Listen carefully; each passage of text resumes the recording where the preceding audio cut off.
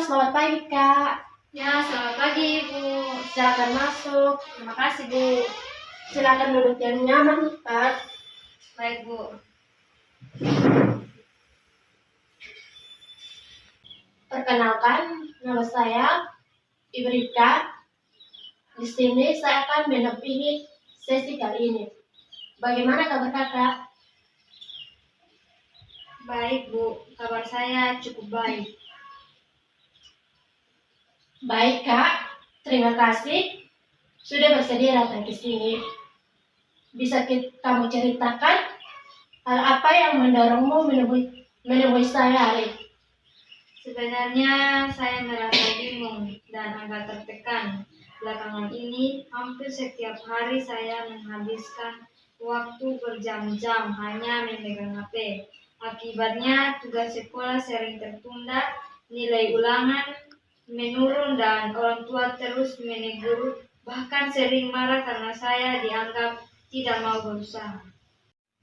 Saya mendengarkan dengan baik dan menerima apa yang kamu sampaikan. Apapun yang kamu rasakan dan ceritakan, di sini adalah hal yang wajar dan aman untuk disampaikan. Wajar dan aman untuk disampaikan, tidak akan dihakimi. Coba ceritakan lebih lanjut, apa yang biasanya terjadi saat kamu mulai memegang HP itu? Sebenarnya niat untuk belajar sudah ada dari awal. Saya sudah menyiapkan buku dan alat tulis, bahkan sudah berjanji pada diri sendiri. Tapi begitu saya berniat istirahat sebentar lalu membuka media sosial atau permainan, rasanya waktu berjalan sangat cepat. Saya tidak sadar sudah lewat 2 atau 3 jam sampai ada yang memanggil atau lampu kamar mati. Karena saya merasa seolah waktu berjalan beda saat saya memegang HP. Jadi maksudnya, niat baik untuk belajar sudah kamu miliki. Namun, begitu memegang HP dan membuka aplikasi, kamu seolah lupa diri dan tidak sadar waktu berlalu begitu lama. Lalu merasa tidak mampu menghentikan diri sendiri, meski kamu sudah tahu harus berhenti. Apakah benar begitu maksudnya? Ya, persis seperti itu, Bu. Kadang saya juga merasa kesal dan kecewa sama diri sendiri. Kenapa saya tidak bisa seperti teman-teman yang mudah berhenti pakai gawai begitu waktunya habis. Saya merasa lemah dan tidak berguna karena tidak bisa mengatur diri sendiri. Sepertinya kamu sedang merasakan kekecewaan yang cukup berat pada diri sendiri karena merasa sulit mengendalikan kebiasaan itu dan merasa tertinggal dari teman-teman. Perasaan seperti ini sangat manusiawi saat kita merasa gagal mengubah sesuatu. Benar sekali, Bu. Ada kalanya saat memakai HP itu rasanya sangat tenang. Saya bisa lupa pada masalah tugas atau omelan orang tua. Dunia terasa lebih nyaman di sana, tapi begitu berhenti memakainya perasaan itu berubah drastis. Jadi gelisah dan panik karena tahu tugas masih banyak yang belum disentuh dan rasa bersalah langsung muncul. Boleh saya perjelas pemahaman yang saya ambil? Artinya saat memegang HP, kamu merasa mendapat kenyamanan dan pelarian sebentar dari beban kamu. Namun setelah selesai, justru muncul rasa cemas yang jauh lebih besar karena menumpuknya pekerjaan sekolah dan pertentangan dengan aturan rumah. Apakah saya menangkap maksudmu dengan benar? Betul sekali, Bu. Persis seperti lingkaran setan. Lari lewat HP tapi masalah makin besar. Baik Kak, sebelum kita Masuk lebih jauh, ada hal yang perlu kita sepakati. Pertemuan ini berlangsung sekitar 30 menit. Kita akan berfokus membahas hubungan antara cara berpikir, perasaan, dan kebiasaan memakai gawai yang kamu alami. Segala hal yang dibicarakan di ruangan ini bersifat pribadi dan tidak akan keluar ke pihak lain kecuali ada hal yang membahayakan nyawa. Apakah kamu setuju dengan kesepakatan ini? Setuju, Bu. Saya merasa tenang mendengarnya. Saya bisa memahami perasaan yang kamu gambarkan itu. Banyak siswa lain yang saya temui juga pernah merasakan hal serupa. Seolah terjebak dalam lingkaran yang sulit dilepaskan, bingung harus mulai dari mana untuk berubah.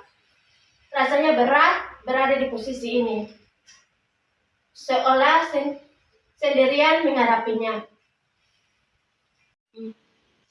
Sangat berat, Bu. Rasanya seolah tidak ada jalan keluar yang mudah dan orang lain susah paham.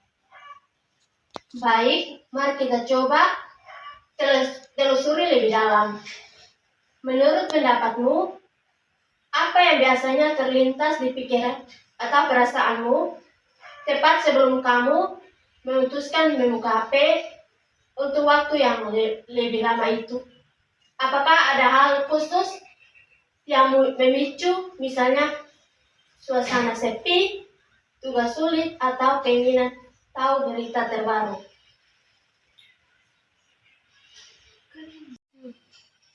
Biasanya karena merasa bosan atau sepi saat sendirian di kamar.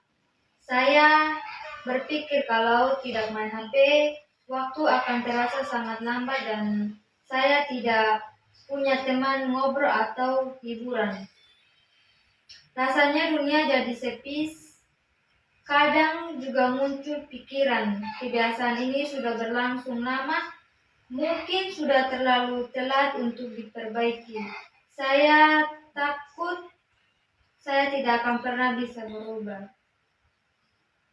Perubahan memang membutuhkan proses dan tidak terjadi dalam sekejap mata. Namun, bukan berarti hal itu mustahil. Banyak orang yang awalnya merasa terjebak seperti kamu, akhirnya berhasil mengubah kebiasaan serupa dengan langkah yang tepat. Kamu pun memiliki kemampuan itu. Kita akan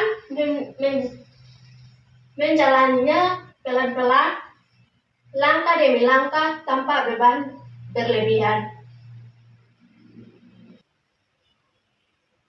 Kadang saya berpikir keras, mungkin satu-satunya cara paling cepat adalah membuang HP ini saja atau merusaknya supaya saya tidak tergoda lagi. Sepertinya itu jalan paling mudah.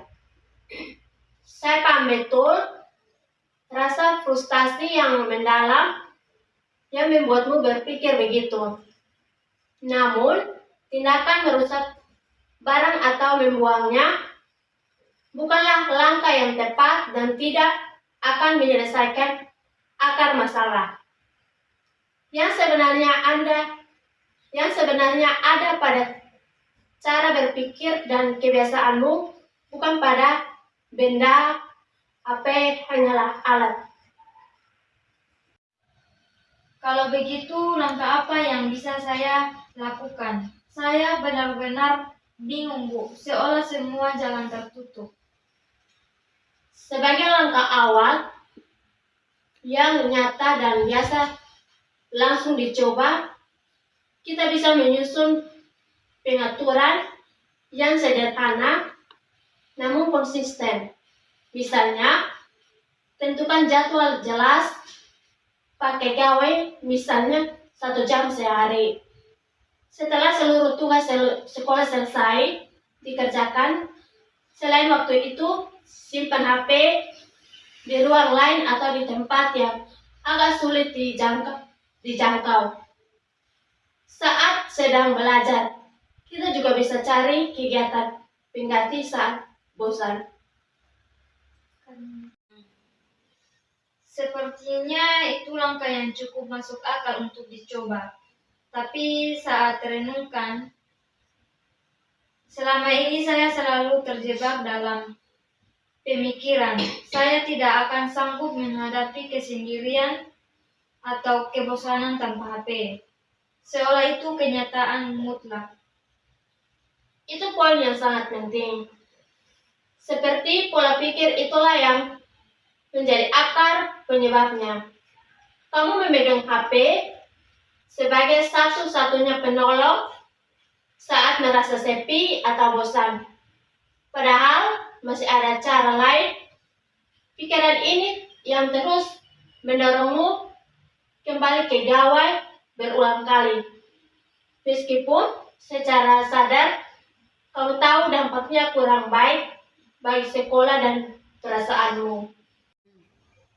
Di sisi lain, kamu juga menyatakan dengan jelas bahwa kamu sangat menginginkan nilai yang bagus, prestasi yang baik, dan kepercayaan kembali dari orang tua. Nah, di sini terlihat ada ketidaksesuaian antara pertentangan kamu menginginkan prestasi, namun tindakan yang dilakukan masih memberi ruang sangat luas bagi gawai menghabiskan waktu belajarmu. Ya, saya memang ingin berprestasi, tapi belum berani sepenuhnya mengubah kebiasaan itu. Karena takut sepi, saya mulai paham maksud ibu sekarang. Baik, Kak. Mari kita rangkum apa yang sudah kita bahas selama ini agar lebih tertanam. Kamu merasa sepi, bosan, dan gelisah. Muncul anggapan bahwa HP adalah solusi paling cepat, meski hanya sementara. Akibatnya, muncul masalah prestasi dan rasa bersalah. Kita sepakat untuk mulai mengubah pola pikir bahwa biasanya menghadapi sepi tanpa HP serta mencoba mengatur jadwal penggunaan gawai secara bertahap. Apakah ada bagian yang kurang tepat atau ingin ditambahkan? Sudah pas sekali, Bu. Semua yang disampaikan benar-benar mewakili apa yang saya rasakan dan yang saya butuhkan. Baik, waktu kita sudah hampir habis untuk sesi ini. Tugas kecil yang bisa kamu lakukan sampai pertemuan berikutnya adalah mencatat apa yang kamu pikirkan dan rasakan tepat saat keinginan memegang HP secara berlebihan mulai muncul. Kita lanjut pembahasan dan evaluasi hasilnya minggu depan. Terima kasih, Kak, sudah terbuka bercerita dan berusaha semangat untuk mencoba langkah-langkah kecil itu. Terima kasih banyak atas bimbingan dan bantuannya, Bu. Saya akan berusaha melaksanakan dengan sungguh-sungguh sampai jumpa di minggu depan, Bu.